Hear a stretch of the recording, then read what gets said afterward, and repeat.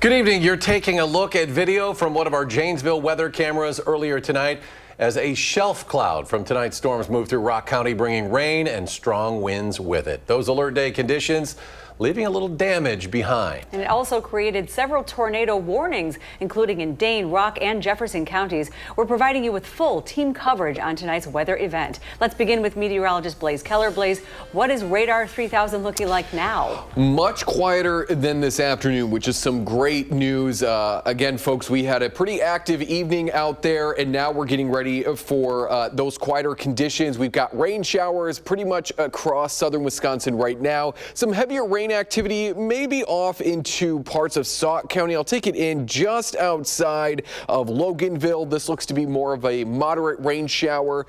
The atmosphere has been, what me and Alex like to say, worked over. So there's not a lot of energy left for these storms to use. So we're likely just going to see rain pretty much throughout the rest of this evening.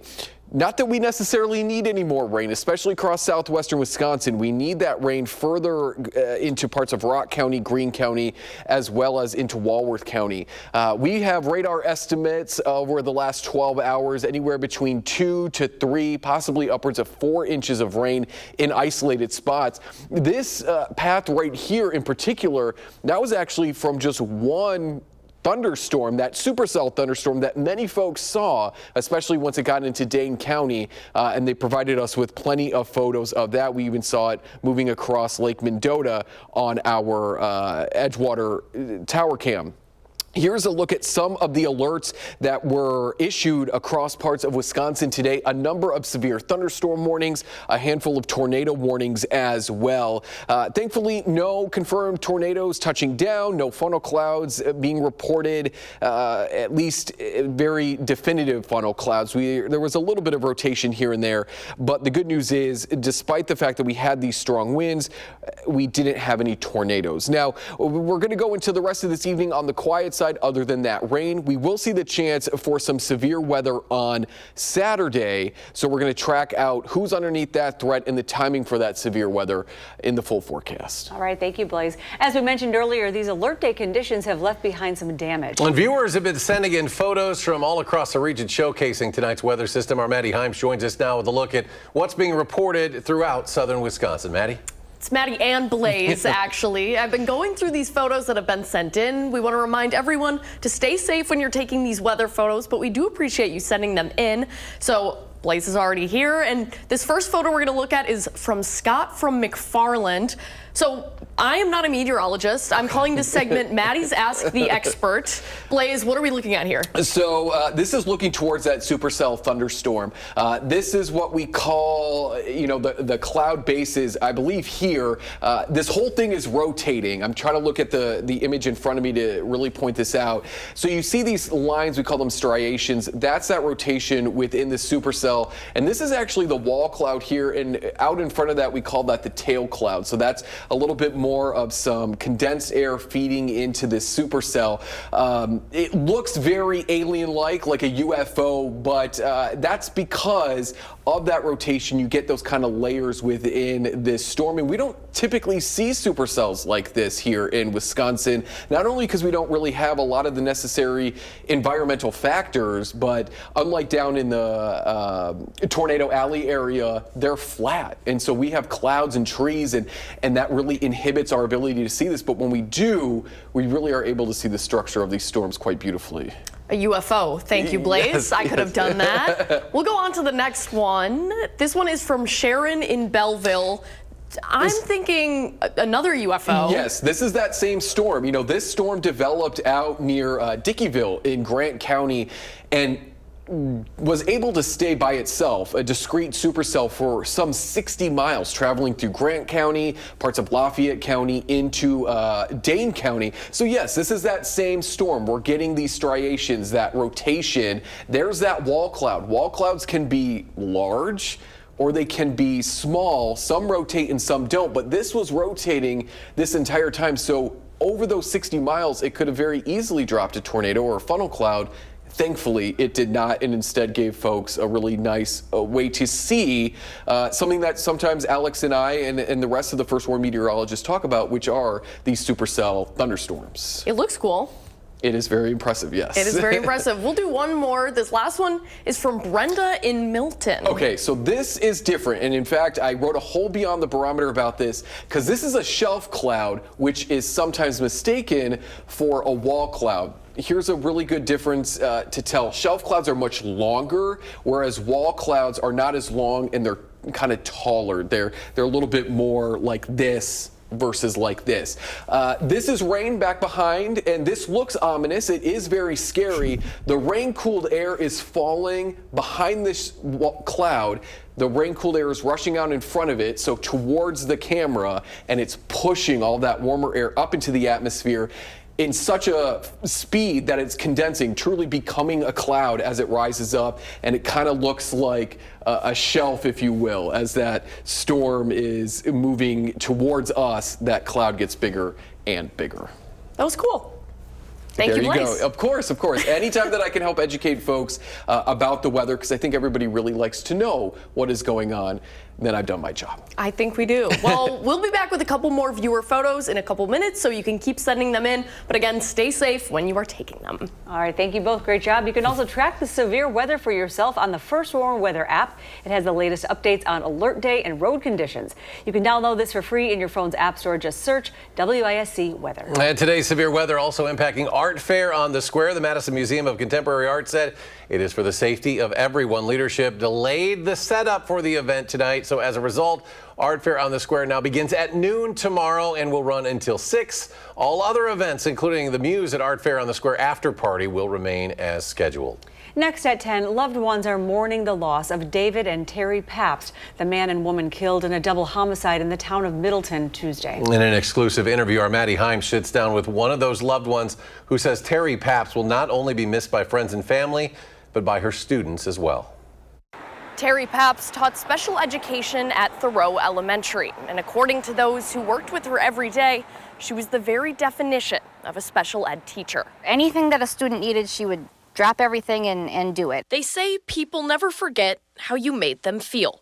And according to her co-teachers, Terry Pabst students always felt special. I had one student in particular. She could spot Miss Terry from the other side of the hall, and the minute she saw her, I knew my lesson was over, because it was, Miss Terry, take me, Miss Terry, take me, and it couldn't be mad because I agreed. I wanted to go with Miss Terry too.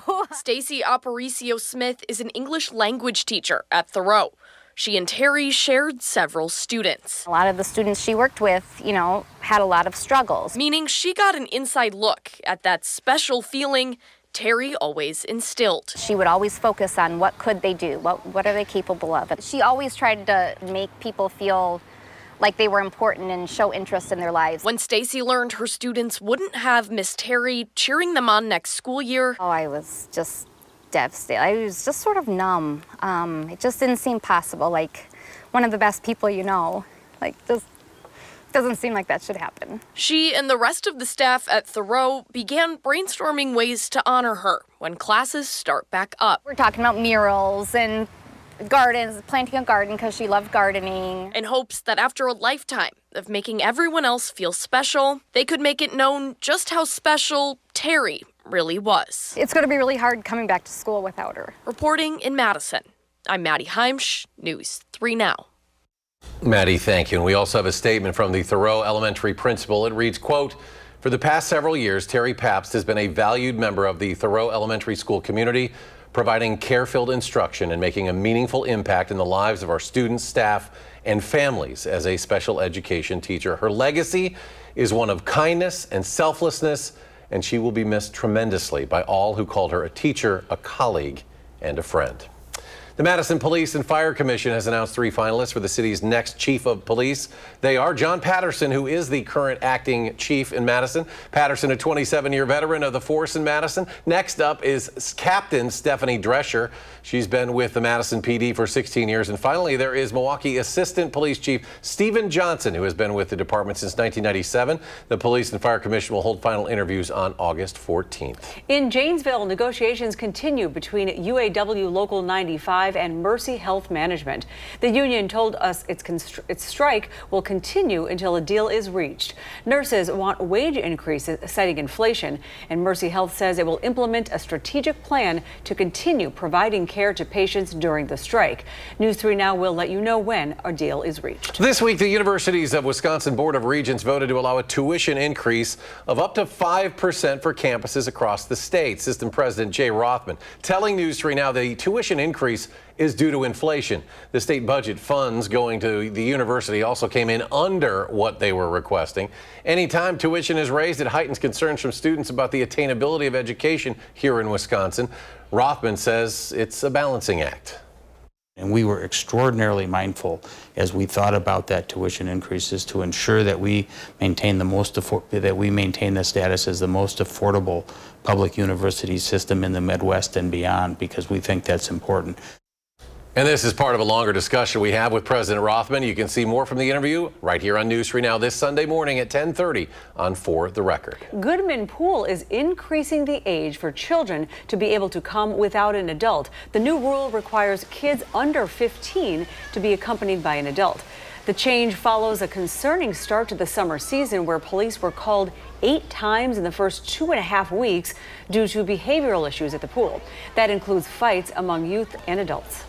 I want to be clear that this wasn't a decision to happen in a vacuum, that we reached out to the community for help and how to address the situation, because we want to make sure that the pool is enjoyable for everyone.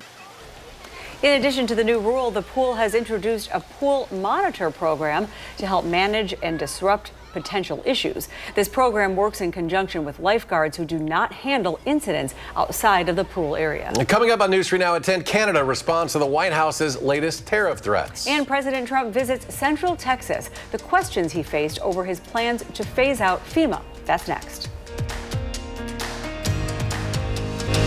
You're watching News 3 Now at 10.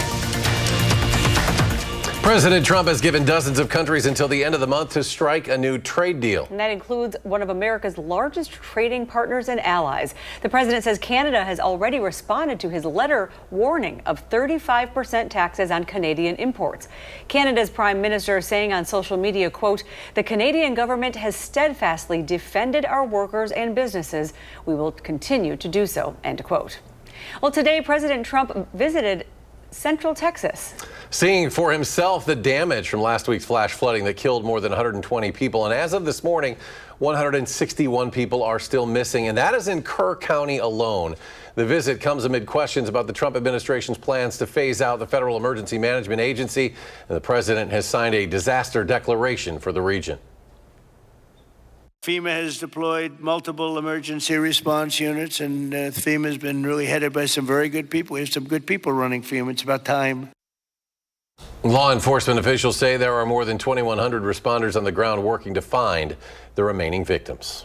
Well, alert day conditions moved through southern Wisconsin tonight big time, but will severe storms stick around for the weekend? Well, meteorologist Blaise Keller joins us now with a complete look at our full forecast. We have closed the window on our severe weather threat this evening, but we will see an isolated chance for severe weather on Saturday. So we'll talk about that in just a moment. For now, though, mainly just going to look at rain tonight, upper 60s, a bit muggy out there.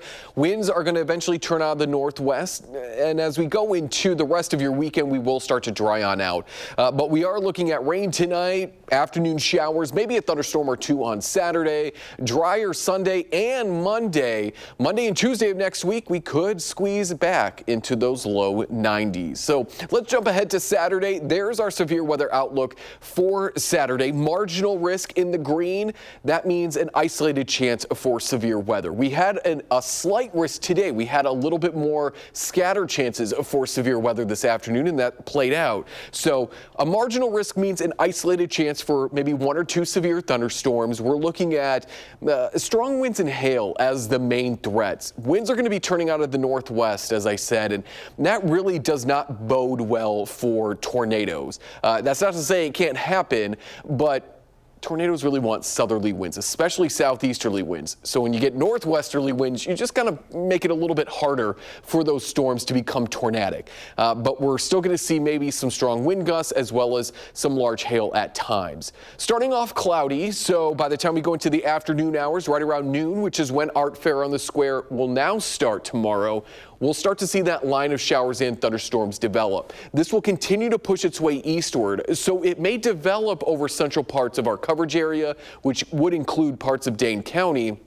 But I think most of those impacts, if this line does develop, is going to be east of Dane County, and especially further north and east towards Fond du Lac, even closer to, say, Green Bay, Manitowoc. You're closer to the center of low pressure, so there's going to be a little bit more upward motion in the atmosphere. You're going to have a better chance for one of those severe thunderstorms versus folks farther to the south and west. Not to say in Janesville we couldn't see severe weather. It's just the cards aren't necessarily in our favor, if you will.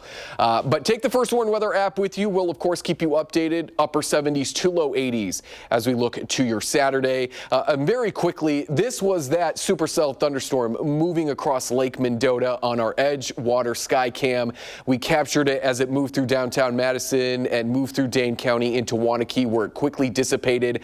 I wouldn't be shocked if throughout this we may have captured a weak funnel or two. It's hard to tell because we weren't able to really zoom in and see them rotating, but just a beautiful storm that thankfully did not produce any tornadoes, but we just don't really get to see the beautiful storm structure of supercells here in Wisconsin too often. There is a look at your 10-day forecast. We're going to hang out in the low 80s this weekend, drying out Sunday, upper 80s to low 90s on Monday and Tuesday, and that's when we'll welcome back some storm chances that'll last through Thursday of next week. All right, thanks, Blaze. And tonight's storms, as we've heard, have left behind some damage. Viewers all over southern Wisconsin continue to send us photos as this weather system passed through. Maddie's back with a look at what's being shared. Maddie? Maddie and Blaze are back. Yes. So I'm going to introduce the pictures, and Blaze is going to explain them to us. We don't know who's really doing the heavy lifting here, but this first one is from Amara in Madison. Looks like a UFO to me. Yes, this is again that supercell. This is what we call a rotating wall cloud. So this entire thing is rotating, and this is the precursor to a funnel cloud, which would then lead to a tornado. This often gets confused with the shelf cloud, but as I mentioned earlier in the newscast, the wall cloud is a little bit more like this and not long. So a very scary, ominous cloud nonetheless. Nonetheless. Our last one is from Josh in Belleville. Is it a shelf or a wall? I think I'm learning the phrasing.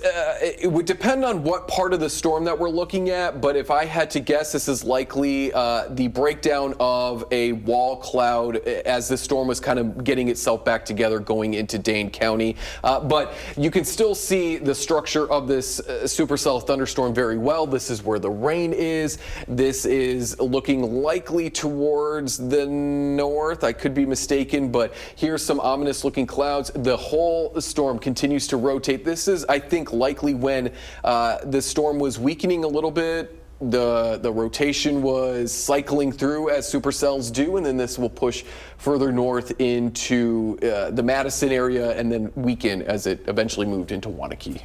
And that's Maddie and Blaze's cloud coverage. Thank you for sending in your photos. Yes. Back to you guys. Well done, both of you. Thanks, guys. Well, Zach's here, and the Brewers, we've talked about it for the last several weeks. They're hot. Now we're talking about maybe first place. They're close. By the All-Star break. One game back. Cubs lose, Brewers win. Here we go. Coming up with sports, the Crew stayed hot after a off day. The big inning that pushed them past the Nationals. And who's heading to the All-Star game? That's next on News 3 Now. The Bucks officially introduced Miles Turner this afternoon, but it wasn't in Milwaukee. Instead, the Deers' new big man was welcomed to the franchise in Las Vegas because that's where everyone is with the NBA Summer League going on. Regardless of where it happened, Turner is a Buck, and a big reason why he's in Milwaukee and not Indiana is because he believes that this team can get him back to the NBA Finals.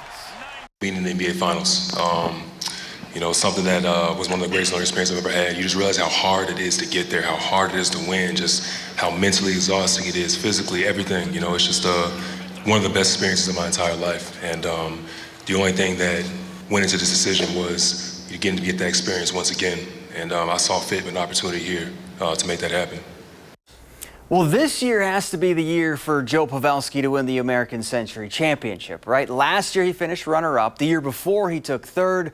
But this time around there hasn't been any hockey to worry about. Just the former Badger and his game of golf. Former Packers quarterback Aaron Rodgers also playing at Lake Tahoe, showing off his horse game. Well, Pavelski was dialed in on his birthday. On 10, he rolls in the putt for one of his 3 birdies on the day. And after the first round, well, Pav sits in first place with a 1-shot lead. Brewers taking on the Nationals in the final series of the first half of their season. Now, they spotted Washington a run and then went to work in the third. William Contreras rips one down the first base line to give the home team a 2-1 lead. Now, a couple batters later, Christian Yelich is up, and Yelly gonna send a 2-run jack to the second deck for his 19th homer of the year. That caps off a 6-run inning. They'd go on to win 8-3 and now are 1 game behind the Cubs in the race for first place in the NL Central standings. And just 25 2/3 innings into his major league career, Jacob Misiorowski has been named to the NL All-Star team. The Miz's 5 starts are the fewest in Major League history before a first All-Star selection, breaking Paul Skeens' record of 11. And that's it for sports. Blaze is back with one last look at your forecast after the break. Tonight, even Superman needs his own heroes. Crews rescued this dog whose name is Superman from a pile of debris left by last week's devastating flooding down in Texas. The nonprofit shelter Austin Pets Alive says they think his owner pulled him out of the water and saved him, but sadly, Superman's owner lost his life in the flood. Unbelievable. Look at that photo there. The rest of the dog's family was pulled to safety. Now, Superman didn't go easily, protecting the former home before the shelter group members could get him. The organization says he'll stay with the foster family until his owner's family can get back on their feet. Man, another element to that story that maybe you think about human life first, but a lot of lives impacted. Weather moving on through and out of Wisconsin tonight, hopefully. Yes, the severe weather is done. It's just rain at this point. We will see maybe 1 or 2 thunderstorms tomorrow afternoon. I would say early to mid-afternoon. Some of those could be severe. Stay with Channel 3. We'll keep you updated. We dry out to end the weekend. Thanks, Blaze, and thanks for watching News 3 Now at 10. Late Show with Stephen Colbert's next. Our next newscast tomorrow morning starting at 5. You can always find us streaming 24/7 on Channel 3000+. Have a great weekend, folks.